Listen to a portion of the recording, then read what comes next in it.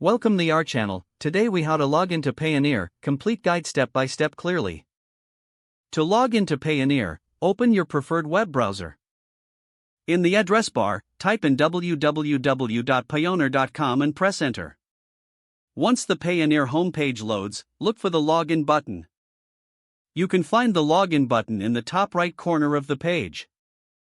Click on the login button to be redirected to the login page. Here, you will see fields to enter your email address and password. Input the email address associated with your Payoneer account. Next, type in your password in the designated password field. Double-check to ensure your email and password are correct.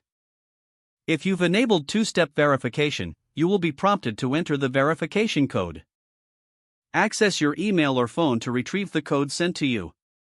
Input the verification code in the appropriate field. Click the login button to proceed. If your credentials are correct, you will be taken to your Payoneer account dashboard. In case you forget your password, click the Forgot Password link beneath the login fields. Follow the prompts to reset your password. After successfully logging in, familiarize yourself with the dashboard layout. This is where you can manage all aspects of your Payoneer account. If you need to log out, simply click on your account name in the top right corner. From the drop-down menu, select Log Out to securely end your session. Now you are ready to navigate your Payoneer account with ease.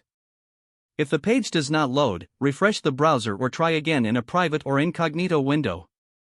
Make sure you are using the correct email address, then retype it carefully to avoid small typos. If your password is not accepted, use the reset option and create a new strong password you can remember. Check your spam folder for verification or security emails, then complete any requested confirmation steps.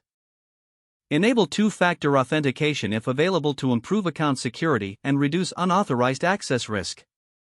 After signing in, review your profile details so your contact information and settings are accurate and current.